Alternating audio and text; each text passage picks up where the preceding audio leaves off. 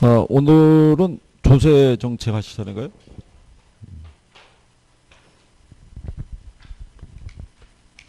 오늘은 어떻게 뭐 컨디션이 좀 괜찮아 보이십니다. 예. 뭐 이제는 뭐 담담해지기로 하신 모양이죠.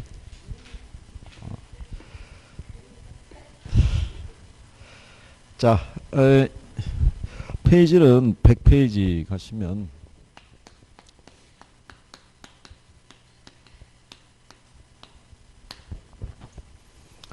예, 조세에 대한 부분을 보시면은 정부가 이제 국가 경영 등을 하기 위해서 필요한 재정 수입의 확보라는 게 이제 1차적인 목적이고요. 그 다음에 이제 시장 실패에 대한 보완이라든가 사회적 형평성의 증진과 같은 사회 경제 정책의 수단으로도 우리는 조세를 이제 활용하고 있다라고 보시면 되겠죠.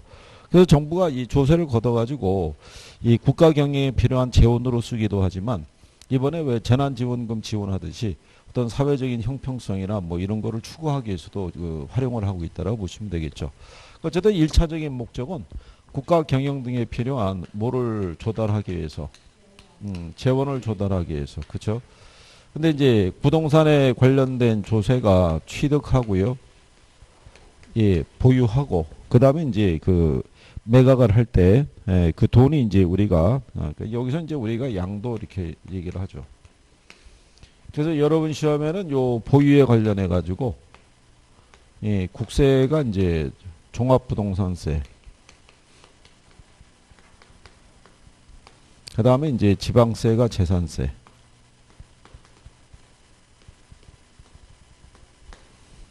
그래서 근래 시험에 인용이 된 게 이제 여기서 나온 거죠. 작년에는 이제 요거 두 가지 물어봤고요. 기억하고 니은을 주고, 예. 그 다음에 재작년에는 종합부동산세만 이제 답으로 유도했던 거죠. 그러니까 이 정부 들어가지고는 이 보유세를 강화시키는 쪽에 초점을 두고 있기 때문에 그래서 이제 종부세하고 재산세에 관한 부분을 예, 여러분들에게 언급을 한 거니까. 그리고 요즘은 이제 정부가 그 법 개정을 통해 가지고 새롭게 도입하려고 하는 것들이 그 임대차 보호법이 있죠. 예, 그거 개정해 가지고 전월세 신고제도 도입을 하겠다. 그 다음에 이제 전월세도 이제 상한제를 두겠다. 뭐 이런 것도 있죠. 뭐 기간에 관한 부분. 뭐 이걸 추진하는데 그 다행스러운 거는 일단은 연내 추진해요. 올 안에 예, 그래서 10월 30일만 넘어가면 예, 여러분들하고는 무관하니까 그건 32회 수강생이 그 이제 접해야 되는 부분이죠. 우리가 32회까지 넘어가면 곤란하죠. 그러니까 그 양반들에게 맡기고 예, 그래서 여러분들이 그래도 법이 개정이 돼서 여러분 시험에 만약에 반영될 소지가 있거나 그런 게 있으면 그건 제가 따로 정리해서 알려드려요. 지난번에 우리가 왜 그 주택연금 그 가입 연령이 낮춰지듯이 예, 그런 거는 이제 바로 알려드리니까 이게 이제 요약집이 출간이 되고 난 다음에 이후에 개정이 된 거는 어쩔 수 없이 저희가 다시 수정해서 드릴 수밖에 없고 예. 그리고 이제 또 좀 있으면 이제 문제집이 나와서 문제풀이를 해요. 근데 문제집이 나와서 문제를 푸는 사이에 또 개정이 될 수가 있어요. 예, 그러면 이제 나중에 동영 모의고사에서 예, 그걸 또 다시 수정해드리고. 그래서 마지막 이제 끝날 때까지 만약에 뭐 개정이 되거나 수정된 사항이 있으면 끝으로 다 이제 공지를 해요. 그래서 그런 거 확인하시면 될 거예요. 그 다음에 우리가 이제 거기 나와 있는 예, 지난번에 이 절세하고 이 조세 회피하고요. 그 다음에 탈세 있죠. 예, 이거 어디까지가 합법적이냐? 여기까지가 이제 합법적이고요. 여기서 불법적인 거는 탈세만 불법적이다. 저것도 시험에 한번 나왔던 적이 있어요. 예, 그래가지고 이 조세 회피가 불법이다. 이래가지고 이제 한번 틀리게 유도한 적이 있으니까 예, 그거 참고하시면 되겠고. 그 다음에 이제 요거 조세의 기능이라는 게 있죠. 기능에 보면 본원적 기능이라고 해서요. 예, 1차적인 게 아까 말한 대로 뭐를 조달하기 위해서 예, 재원을 조달하기 위해서 이제 과세를 하는데 이로 인해서 이게 파생적인 기능이 나오죠. 재원 조달을 하기 위해서 가령 예를 들어서 뭐 상속세라든가 증여세라든가 또는 관세라든가 이런 거를 부과하는 과정에서 여기서 이제 뭐가 유도될 수 있냐면 소득 재분배라든가 또는 자원 배분이 있죠. 예, 이런 것들이 이제 유도가 되더라 이런 얘기죠. 그러니까 상속세 또는 증여세를 부과하면서 뭐가 소득 재분배 효과를 가져올 수 있고요. 관세를 부과함으로써 자원 배분이 있죠. 예를 들어서 옛날에 보면은 우리나라 산업이 그러니까 이제 유치 사람이 많았다는 얘기죠. 취약해가지고. 그래서 옛날에 품질은 어디가 더 좋았냐면 수입품이 더 좋았어요. 예. 근데 그걸 방치하게 되면 국내 산업이 설 자리가 없거든요. 그러면 기업들의 입장에서는 굳이 그거를 생산하기보다는 차라리 수입해 와서 팔면 훨씬 편하거든요. 근데 이제 수입품에 대해서 정부가 높은 관세를 부과하니까 그 두려워가지고 이윤이 크지 않겠죠. 그러면 차라리 정부가 보호해 줄 때 국산 제품에 대한 품질을 강화시키고 그쪽으로 방향을 전환을 하게끔 유도할 수 있는 거. 그런 것들이 이제 있겠죠. 그리고 이제 상속세 증여세를 통해서 소득 재분배 효과를 가져올 수 있죠. 그렇지 않으면 이제 부의 대물림이 발생하고 계층 간의 어떤 위화감 이런 것들이 조성이 될 테니까 그걸 이제 시장 안에서는 해결할 수 없으니까 정부가 개입해서 이제 유도한다. 뭐 이렇게 보시면 되겠어요. 그리고 이제 조세의 종류는 거기 우리가 취득과 보유와 양도 관련에 대한 부분이 있다 그러면 어쨌거나 가장 대표적인 게 종부세하고 재산세가 된다는 거. 뭐 그런 정도 알아두시면 되겠고요. 그 다음에 이제 조세 전가하고 귀착이라고 있어요. 그죠? 여기 파트를 이제 조금 알아두시면 될 것 같은데 여기를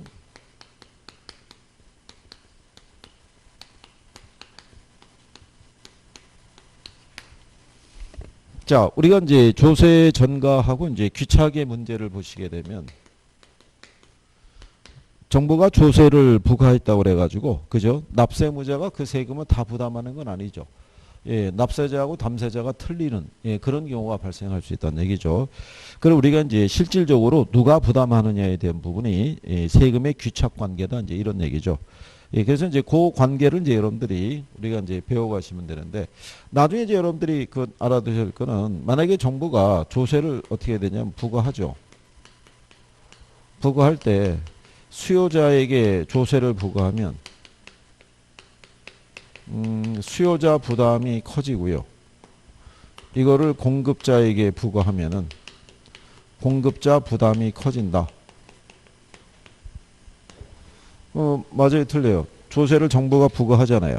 예, 수요자에게 조세를 부과하면 수요자 부담이 커지고 공급자에게 조세를 부과하면 공급자 부담이 커진다. 맞다, 틀리다. 이거. 얘가 지금 한 3번 정도 이렇게 올라온 거거든요. 3번. 이게 틀리겠죠. 예, 이렇게 나오면 틀리는 거예요.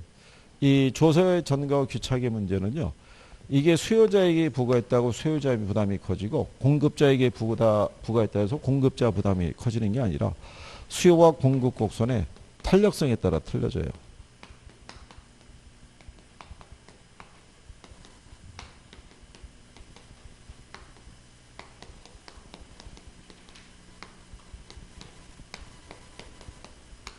그죠?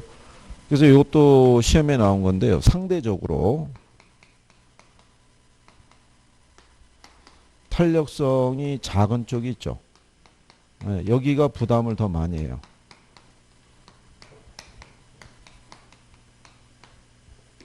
요렇게까지는 시험 지문에 쓴 거예요. 그죠? 그래서 이제 요 관계를 우리가 조금 있다가 이제 알아보시면 되겠고, 거기 보면은 이제 조세 부과에 따른 경제적 효과에 대한 부분이 있죠. 예. 거기는 시험에 한번 나온 경우인데요. 일단 조세가 부과가 되면요. 예, 시장에서 거래되는 양이 어떻게 돼요? 줄어들어요. 그죠? 예. 그래서 이제 그게 사회적 후생 손실을 초래한다라고 이제 우리가 지난 시간에 말씀을 드린 거고요. 조세가 부과가 되면 시장에서 일단 거래량이 줄어들어요. 그리고 소비자가 이전보다 지불해야 되는 가격이 높아져요. 그래서 소비자 인하가 줄어들고, 그죠? 생산자 입장에서는 이전보다 수입이 어떻게 돼요? 줄어드는 문제가 발생하죠. 뭐 그런 정도까지. 자, 원래 이게 시장 균형 가격이 1,000원이고요. 이렇게 돼 있었을 때. 이 가격 하에서는 수요자나 공급자나 다 이익을 얻고 있다고 생각하는 과정이죠. 여기서 만약에 정부가 공급자에게 100원의 세금을 부과하게 되면 공급자는 이 세금을 수요자에게 전가하고 싶겠죠. 예, 그러기 위해서는 이게 가격에 반영이 돼야 돼요. 가격에 반영을 하기 위해서 공급자는 시장에 공급되는 양을 줄이죠. 그래서 거래량이 어떻게 돼요? 줄어든다는 거죠. 이게 줄어들면서 가격이 어떻게 돼요? 상승하죠. 그러면 소비자는 이전보다 지불하는 가격이 어떻게 돼요? 높아지죠. 그로 인해서 소비자 잉여가 줄어들어요. 그죠? 그리고 공급자는 원래 1,000원이 받고 팔았잖아요. 그죠? 근데 세금이 부과된 다음에는 1,050원을 받고 팔아서 100원 세금 내야 돼요. 그러면 공급자 수입이 950원이 돼요. 그러니까 여기 있는 요 950원이라는 거는 가격이 하락한 게 아니라 공급자 수입을 나타내는 거죠. 그래서 소비자는 이전보다 지불하는 가격이 높아지고 공급자는 이전보다 수입이 어떻게 돼요? 줄어드는 문제가 이렇게 발생하더란 얘기죠. 그렇죠? 그로 인해서 뭐가 발생하냐면요. 정부가 과세함으로써 원래는 요게 자유롭게 거래되고 있었잖아요. 근데 정부가 과세하면서 시장에서 거래되는 양이 어떻게 돼요? 줄어들었죠. 그로 인해서 경제적 순손실이 발생한다고 얘기하는 거예요. 근데 이 경제적 순손실이라는 거는 공급이 탄력적일 때, 비탄력적일 때, 어떨 때 커진다. 네? 이 탄력적일 때 커지는 거예요. 예. 그래서 여러분들이 거기 102페이지에 가시게 되면 위에서 네 번째 줄을 보면 양가로 3번에 수요 곡선이 변하지 않을 때 세금 부과에 의한 경제적 순손실은 공급이 탄력적일수록 커진다라고 해놨죠. 예, 요게 여러분 시험에 나온 거예요. 예, 이제 경제편에서. 네, 이게 탄력적일 때 커지는 거지. 그죠? 예, 비탄력적일 때는 작다. 이렇게 여러분들이 보시면 되겠고요. 그래서 요게 시험상에서 여기가 2번 나왔던 거예요. 2번 나오고 이제 그 이후로는 안 나오고 있는데 언제든지 또 활용을 할 수 있으니까 예, 용어 정도만 이제 구별할 수 있으시면 될 거예요. 그죠? 예.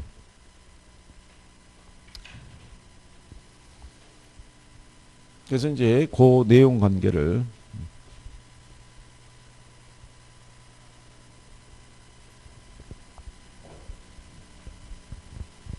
이게 저기 일부 교과서에 보면은 이 부분에 대한 해설이나 그런 게 좀 그렇던데 이게 이제 이렇게 보시면 돼요. 수요 곡선이 변하지 않을 때 얘기하잖아요. 예, 변하지 않을 때 만약에 여기 이렇게 공급 곡선이 있어요. 그럼 얘가 지금 길기가 급하죠. 예, 그러면 그로 해서 나오는 경제적 순손실이에요. 자, 수요 곡선이 변하지 않을 때 얘가 탄력적이라고 생각해 보세요. 그러면서 나타나는 경제적 순손실. 얘가 더 크다고요. 탄력적일 때가.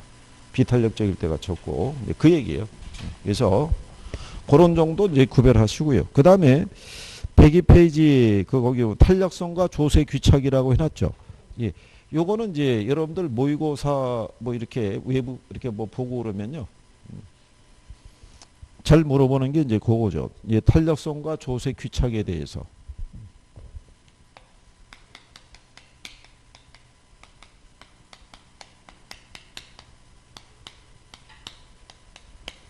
기본적으로 조세가 부과가 되면요. 쌍방귀착이에요. 예, 한쪽이 다 부담하지는 않고 쌍방귀착인데 누가 더 많이 부담하느냐 여부가 조금 아까 말씀드린 대로 수요와 공급 곡선의 상대적 탄력성이 크게 있죠. 예, 여기에 의해서 결정이 될 때. 자, 지난번에 말씀드린 것처럼 수요라든가 또는 공급이 탄력적일수록 조세 부담이 작고요. 수요 또는 얘네가 비탄력적일수록 조세 부담이 크다란 얘기죠. 그래서 우리가 탄소 비대라고 해줬어요.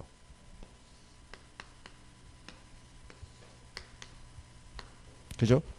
예, 그래서 여러분들에게 시험에 나왔던 거는 예를 들어서 공급 곡선이 수요 곡선에 비해서 더 탄력적일 수가 있죠. 그렇죠? 104페이지 가보시면요.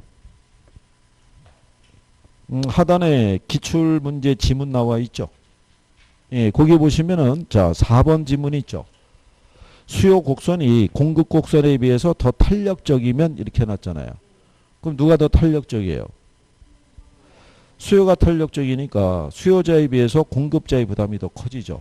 탄력적인 애가 적게 부담하고 비탄력적인 애가 더 많이 부담하는 경우죠. 그죠? 그럼 그 밑에 공급 곡선이 수요 곡선에 비해서 더 탄력적이면 공급자에 비해서 수요자의 부담이 더 커진다는 얘기죠. 그러니까 요렇게 이렇게 해서 문맥상으로 이렇게 주는 데가 있고요.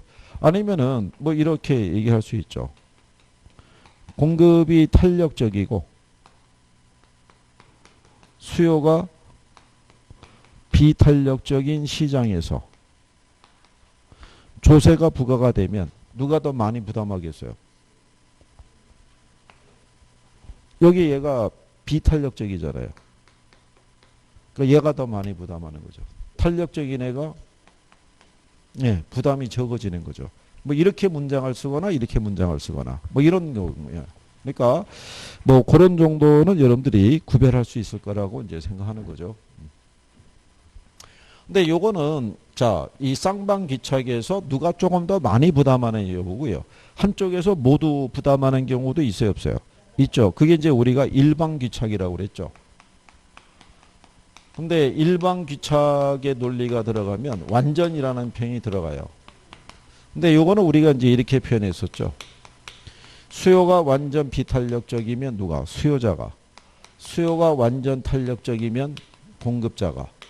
공급이 완전 비탄력적이면 공급자. 공급이 완전 탄력적이면 수요자. 그러니까 요게 완전 비탄력적이라는 표현이 들어가면 앞에하고 뒤가 같아지는 거예요. 그죠? 근데 완전 탄력적이라는 표현이 들어가면 앞에하고 뒤가 어떻게 돼요? 틀려지죠. 예전에 이게 시험에 한번 나온 적이 있었고요. 그 다음에 이제 주로 이걸 많이 써요. 밑에 거. 예전에는 수요가 완전 탄력적일 때 조세가 부과가 되면 전액 누가? 수요자가 부담한다. 이렇게 해가지고 틀리게 준 적이 있었어요. 그게. 근데 그 다음서부터는 주로 이제 이쪽으로 주는 거예요. 공급이 완전 비탄력적일 때. 그죠? 근데 이거를 그냥 공급이 완전 비탄력적일 때 이렇게 표현하지 않고요. 그죠? 조금 아까 여러분들이 봤던 그 104페이지 지문 있죠? 예, 거기 기출문제 지문 가보시면은 거기 3번 지문 있죠? 자, 토지 공급의 가격 탄력성이 0인 경우 있죠? 0의 의미가 뭐예요? 예, 완전 비탄력죠.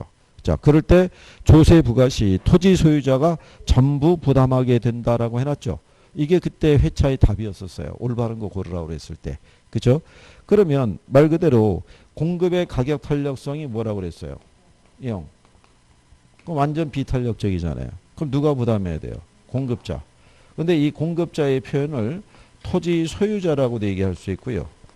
또는 매도자라고도 얘기할 수 있고. 그죠? 또는 임대인 뭐 이런 식으로 표현할 수 있다는 얘기죠. 이렇게 바꿔서. 그러니까 그런 표현의 변화를 가지고 여러분들에게 착각을 유도하는 거예요. 그러니까 내가 정확하게만 이해가 되면 표현이 바뀌더라도 충분히 찾을 수 있는 경우예요. 그죠? 그러면 우리가 지난번에 알려드린 거죠. 왜 얘가 다 부담하느냐. 그래서 이렇게 돼 있으면 이게 수직선이니까 완전 비탄력적인 상황이잖아요. 예, 이렇게 이제 수요 곡선이 있다라고 가정할 때요. 이 상태에서 이제 정부가 자, 100원의 세금을 이제 부과했다. 그죠? 예, 그랬을 때 자, 가격이 어떻게 되겠어요?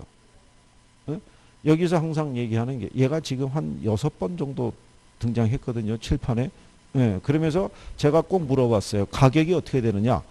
그리고 여러분들이 제일 먼저 나오는 게 올라간다. 상승. 그럴 때 제가 얘기하죠. 가격이 변하는 거는 세 가지가 있다. 상승도 있고 하락도 있고 불변도 있다. 세 가지가 있다. 그중에 초이스를 하세요. 이렇게 얘기를 하거든요.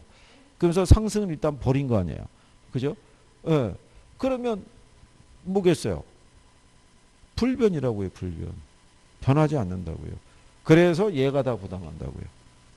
무슨 얘기냐면 요 조세 있죠? 예, 이거를 얘에게 전가시키려고 그러면 이게 여기에 반영이 돼야 돼요. 가격에. 가격에 반영을 해주려고 그러면 이걸 줄여야 된다고요. 근데 완전 비탄력적이니까 양이 안 줄어들잖아요. 줄어들지 못하니까 가격이 변화가 없죠.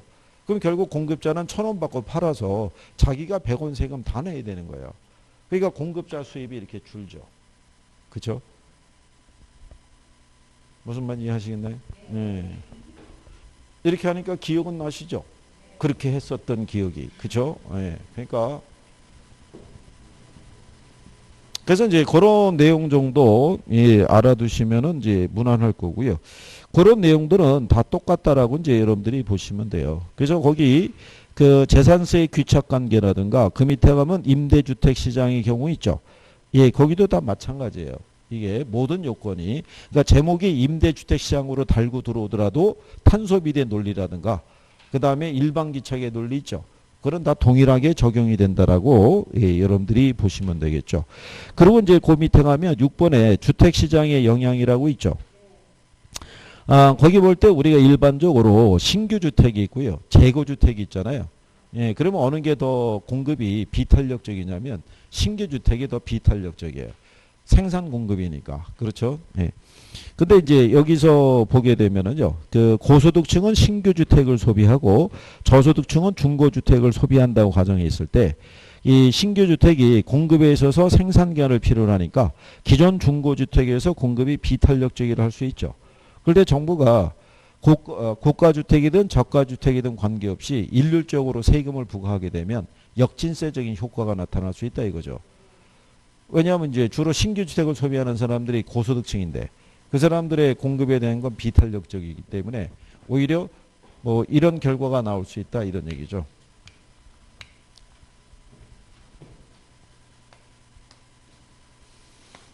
우리가 이제 요게 수요고요. 이게 공급이라고 그랬을 때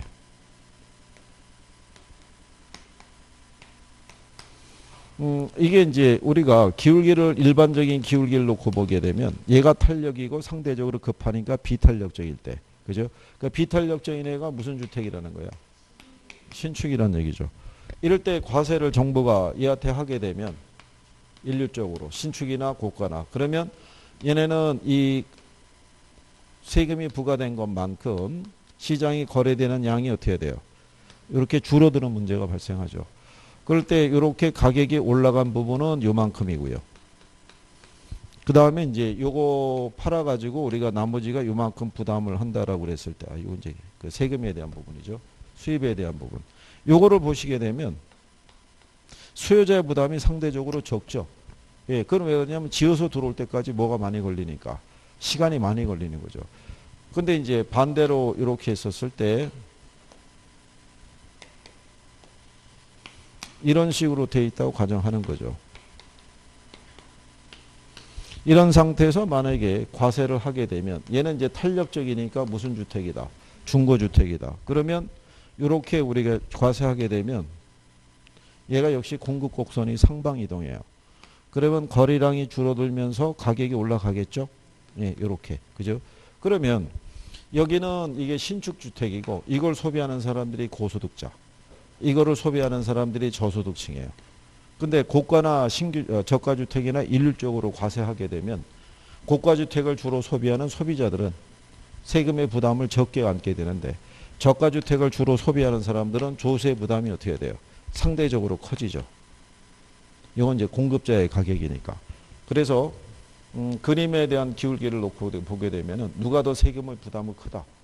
저가주택을 소비하는 사람이 세금의 부담이 더 커지는 거예요. 그래서 역진세적인 효과가 나타난다고 그래요. 그래서 이럴 때는 이 문제를 해소하기 위해서는 차등과세를 하거나 아니면 저소득층은 면세를 해주거나 또 하나의 방법이 뭐냐면 공공임대주택의 공급을 늘려주는 거예요. 그러면 그 사람들은 그걸로 이주할 수 있으니까. 그래서 그런 과정을 이제 얘기하고 있는 경우죠. 그러면 요거까지는 왜 설명해 드리냐면 만약에 외부 무슨 모의고사나 이런 거 보게 되면 이런 표현이 나올 수 있을 거예요. 그래서 주택의 어떤 가치에 관계없이 고가나 저가주택에 관계없이 일률적으로 조세를 부과하게 되면 누진세가 아니라 역진세적인 효과가 나타나더라. 오히려 소득이 낮은 계층이 더 많은 세금을 부담하더라. 뭐 이렇게 여러분들이 인식하시면 되겠고요. 그 다음에 이제 뒷페이지에 가면 양도소득세의 동결 효과라고 있죠. 네. 네, 요거는 이제 부동산 보유자라 하여금 양도세는 거래를 뒤로 미루게 하는 동결 효과를 갖고 있다는 얘기죠. 양도소득세의 부과로 소유자들이 부동산을 매각하지 않고 보유하는 쪽으로 행동을 하게 되면 오히려 가격이 어떻게 돼요? 예, 상승하는 부작용을 초래하더라 이런 얘기죠. 그래서 이런 식으로 나온 적이 있어요. 앞으로 시장에서 부동산 가격이 상승할 것이라는 기대치가 있을 때 양도세가 부과를 하게 되면은 거꾸로 어떻게 해야 돼요? 부동산 가격이 상승하는 부작용이 나오는데 가격이 하락한다 그래서 틀리게 주는 경우도 있어요. 양도세의 동결 효과는 결국은 이 부동산을 소유하고 있는 사람들이 지금 내다 팔면 양도세 부담이 크잖아요. 그러니까 지금 안 판다고요. 거래를 뒤로 밀어버리거든요. 그러게 되면은 시장에서는 거래하고 싶은데 나오는 물건이 없잖아요. 그럼 결국은 어떻게 해야 돼요? 거래 가격이 올라간다는 얘기는 세금까지도 거래 가격에 반영을 해서 거래가 이루어진다고요. 그래서 오히려 가격이 상승하는 문제가 유발이 되더라 이런 얘기죠. 그리고 이제 그 밑에 가면 토지 단일세의 논리 있죠. 예, 여기서의 포인트는 뭐냐면요. 아까 얘기한 것처럼 공급이 완전 비탄력적인 토지의 조세를 부과하죠. 예, 그러면 거래량이 안 줄어들죠. 그러니까 자원 배분의 왜곡이 초래되지 않아요. 그냥 요 상태가 그냥 거래될 거 아니에요. 그죠? 그리고 가격이 오르지 않죠. 불변이죠. 그러니까 조세 전가도 발생하지 않는 가장 효율적인 세금이 토지세라고 보는 거예요. 근데 이 사람은 토지세 중에서 어디에 부과하자는 얘기냐면 지대. 지대라는 게 일종의 초과인이거든요. 그리고 이제 이 양반이 얘기하는 게 뭐냐면 자본주의 경제에 있을 때 모든 생산을 통한 이윤 있죠. 예, 이거는 다 어디로 귀속이 된다고 보냐면 지대로. 그죠? 그래서 제가 그래서 이제 그거 납득을 시켜드리려고 지난번에 왜 족발집 운영하던 양반이 망치로 건물주 폭행한 사건이 있었다고 설명해 드린 거고. 그죠? 강남 같은 데 가게 되면 1층이 있죠. 1층의 업종들이 싹 바뀐 거예요. 왜냐하면 강남 임대료가 장난이 아니잖아요. 그러니까 거기 예전에 오래된 그 제과점도 하나 있었어요. 강남역 그 주변에 오래된 제과인데 그걸 철수했잖아요. 왜냐하면 빵을 팔아가지고 그 높은 임대료를 감당하기에는 업종이 맞질 않았던 거예요. 그러니까 이제 거기에 들어가는 애들이 커피 브랜드점이 있죠. 예, 그 유명한 애. 예, 걔네는 대로변으로 나올 수 있어요. 그 지나가다가 보면 야 저거를 운영해서 될까? 뭐 그런 생각이 들 때가 있고 그런 거예요. 저거 팔아가지고. 그러면 쭉 지나다 보면 업종이 또 바뀌어야 안 바뀌어요. 바뀌는 거예요. 임대료 비싸면 아무나 못 들어가요. 명동에 제일 임대료 비싼 데가 월 2억인가 그런데 예, 거기 들어간 게 그 화장품 그 브랜드가 들어가 있어요. 거기에. 근데 그거는 상징적인 의미가 커요. 야, 쟤네는 참 잘 되나 봐. 저렇게 비싼데도 저기 들어가서 매장을 저렇게 넓게 쓰는 걸 보면 뭐 이런 게 있거든요. 그러니까 어떤 이제 그게 알리는 마케팅 효과도 분명히 있는데 그러니까 월 2억씩에 만약에 임대료가 나간다 그러면 인건비하고 유지비 따지면은 그게 한 달 매출이 얼마 나와야 유지가 되겠어요. 그렇잖아요. 그러니까 거기 들어간 애들은 대부분 직영점이라고요. 본사에서 운영을 하는 거지 뭐 가맹점 받아갖고는 들어갈 수가 없는 거예요. 그런 데가. 그러면 결국은 임대료를 통해서 거기서 그럼 팔아갖고 나오는 수익은 다 임대료에 귀속이 된다고 봐야 되잖아요. 예, 그래서 그 부분에 대해서 이제 과세를 해야 된다고 이제 얘기하는 거죠. 그래서 이제 거기 보시게 되면 토지에 부과하게 되면 공급이 완전 비탄력적이니까 자원 배분의 왜곡이 발생하지 않는다고 주장했다고 그랬죠. 이게 예전에 여러분 시험에 한 3-4번 나왔어요. 그죠? 그러니까 토지세 정도는 알아두시는 게 용어상에서 도움이 되실 거란 얘기죠.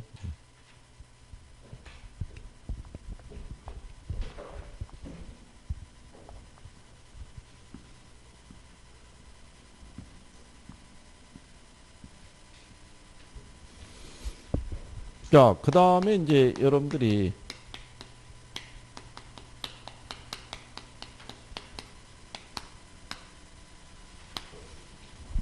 예, 투자론에 대해서 예, 정리를 해 보시는 경우죠. 예.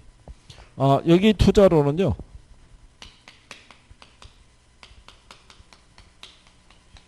제일 먼저 1장에서 배우시는 게 부동산 투자 이론이죠. 투자 이론에서 우리가 정리를 해야 될 게 뭐 있다 그랬어요. 투자 이론에서. 여기서 뭐 우리가 하면 돼요. 어? 여기서. 이거 하는 거예요, 이거.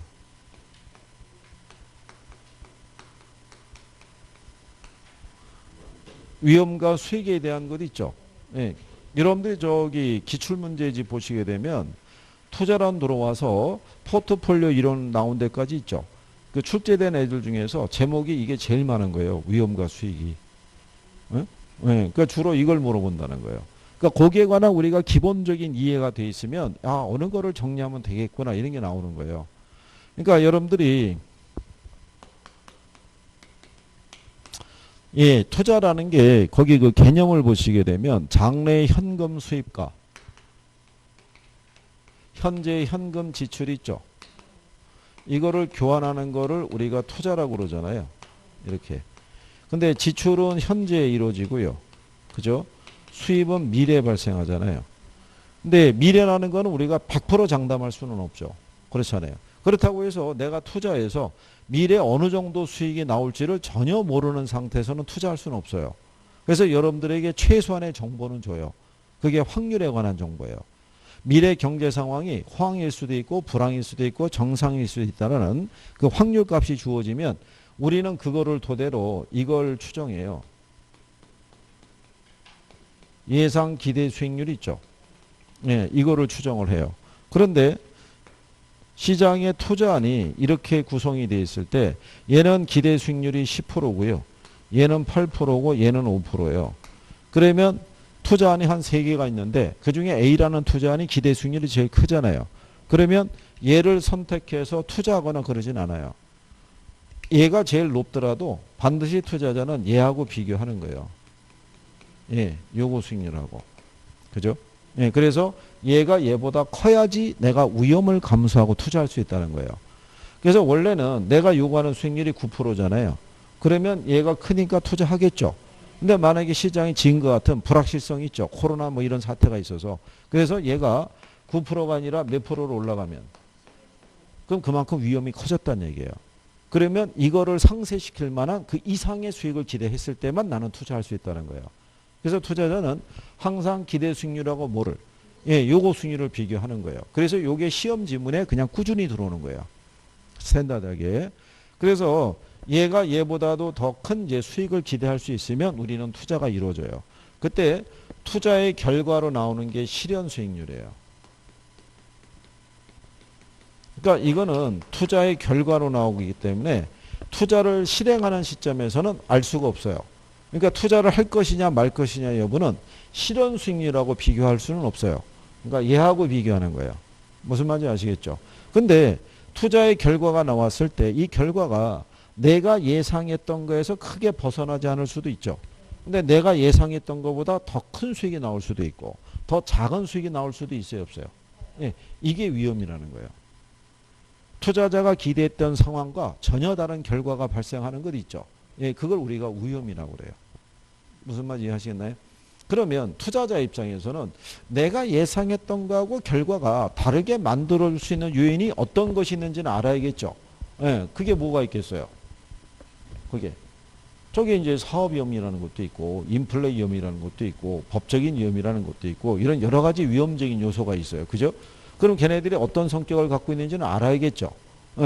그러면 이제 우리는 그런 애들에 대한 위험이 주어지면은 내가 생각했던 거하고 다른 결과를 가져올 수 있잖아요.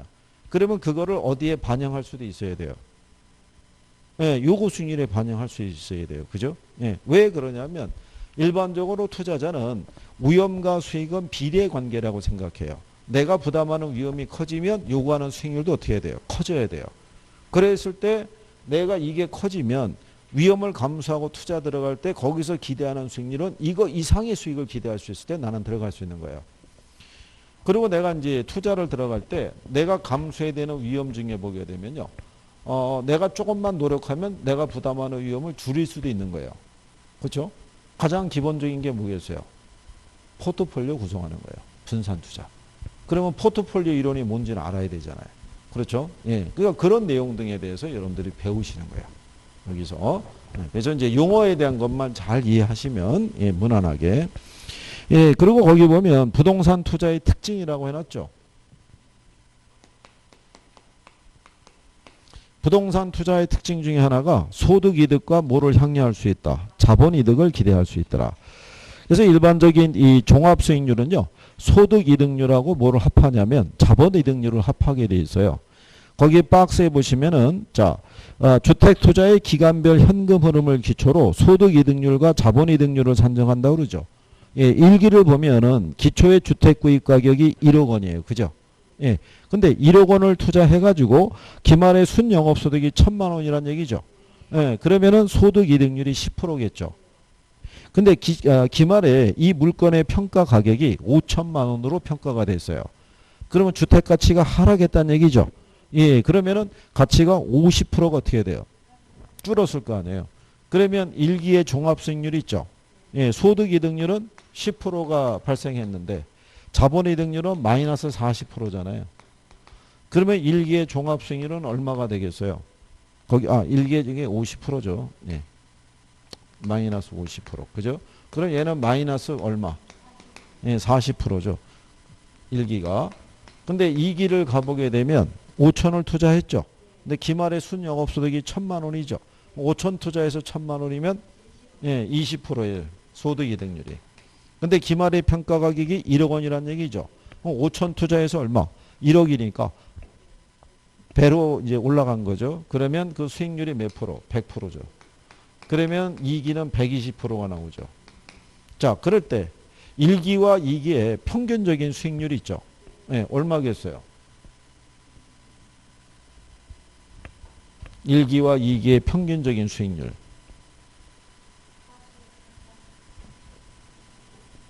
여기 보시면은 40이고 120이잖아요. 그러면은 120에서 40 빼면 남는 게 80이죠. 1기하고 2기니까 나누기 2를 해서 예. 그래서 40%. 예. 2기까지 해서 예. 이렇게 해서 이제 요게 예전에 여러분 시험에 나왔던 거예요. 요게 15회 때 이렇게 해가지고 이제 문제로 해서 그러니까 이렇게 해서 그래서 여러분들이 가만히 보시면은 지렛대효과 계산할 때 있죠. 예. 그때 가면 두 가지를 다 계산하죠. 종합수익률이라는 게 그죠? 예. 그래서 우리가 이제 뭐 따져보냐면 보유기간 중에 순영업소득이 있죠. 그리고 가격 상승률이라는 게 주어지게 되면 그것도 반영해 줘야 되잖아요. 그래야지만 이제 종합수익을 계산할 수 있다. 이런 얘기예요. 그 다음에 이제 부동산 투자의 특징 중에 하나가 뭐를 기대할 수 있다. 지렛대 효과를 기대할 수 있다는 얘기죠. 이번에 여러분들이 그 10억짜리 부동산이 있잖아요. 예, 부동산이면은 1억 5천이면 살 수 있다는 거죠. 10억짜리 부동산의 전세가 8억 5천 정도 한대요. 그럼 1억 5천만 갖고 있으면은 살 수 있죠. 그 다음에 10억짜리 부동산 가격이 11억, 12억, 13억 되면 그 차익을 기대할 수 있다는 얘기죠. 그게 가능한 게 부동산이라는 거예요. 근데 여러분들이 만약에 뭐 받아갖고요. 융자 받아갖고 적금 넣었어요. 이익이겠어요? 손해겠어요? 당연히 손해죠, 저거는. 그래서 금융자산에서는 지렛대 효과를 기대하기가 어렵다는 얘기죠. 예, 그게 이제 부동산 투자의 특징이에요. 그죠? 그 다음에 이제 그 107페이지 상단에 가면 소유 혹은 임차를 할 것인가 하는 점유 형태에 대한 의사결정이 있죠. 이거는 그냥 참고로 시험에서 뭐 거기를 풀어주기는 어려울 거예요. 자, 만약에 A라는 기업이 있어요. 이 기업이 성장을 해가지고 본사 4억 있죠. 예, 이게 이제 필요한 거예요. 근데 본사 4억을 한 10층짜리를 매입을 하려고 그랬더니 이게 한 100억 정도 이렇게 들어간대요. 그러면 100억을 주고 이 본사 4억을 매입을 하게 되면 일단 대외적인 실인도는 좀 높아질 수 있을 거예요.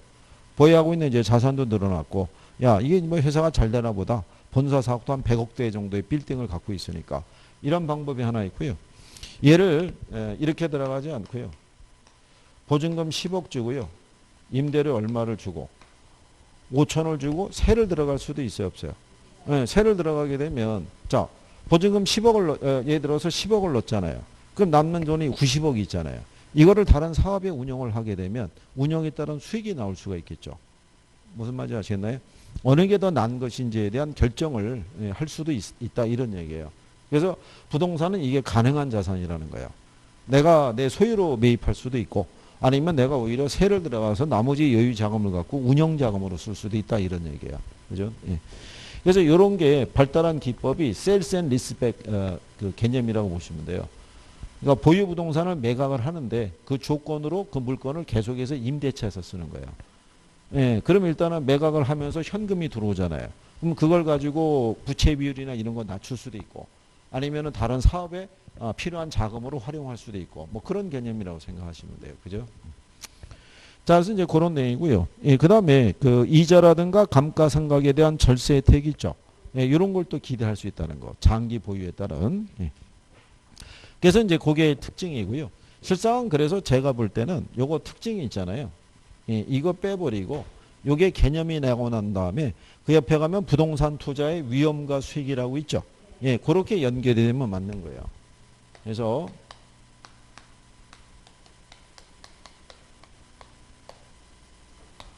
그래서 이제 여기서부터 이제 투자에 대한 위험 이런 것들이 있죠. 예, 이런 거를 이제 해보시는 거예요. 그래서 이제 잠깐 쉬었다가 이어서 해보시죠.